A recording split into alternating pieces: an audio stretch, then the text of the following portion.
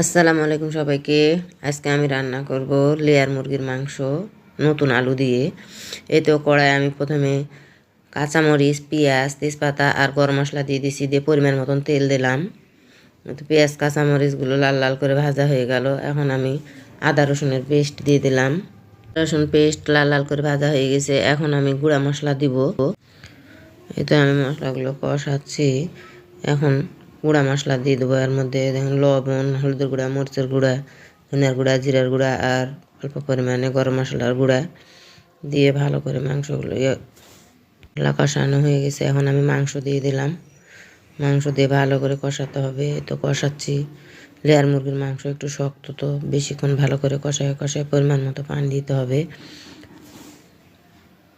তারপর সাথে আমি মাংসের মধ্যে আলু দিয়ে দিলাম। আলু দিয়েও মাংসটা সহকারে ভালো করে কষাচ্ছি।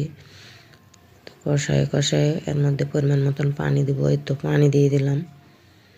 পানি দিয়ে দিলে এটা সিদ্ধ হতে থাকবে। বেশি করে পানি দিলাম, কারণ অনেকক্ষণ সিদ্ধ করা লাগলে আর মুরগির মাংস শক্ত হয়।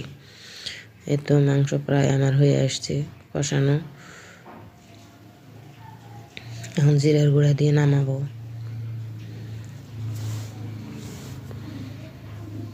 তো মাংসের মধ্যে জিরার গুঁড়া দিয়ে দিচ্ছি আমি। জিরার গুঁড়া দিলে মাংসটার স্বাদ একটা আলাদাই হয়। কি সুন্দর কালার আসছে দেখেন মাংসটার। লাকড়ির চুলার রান্না তো সেই মজার।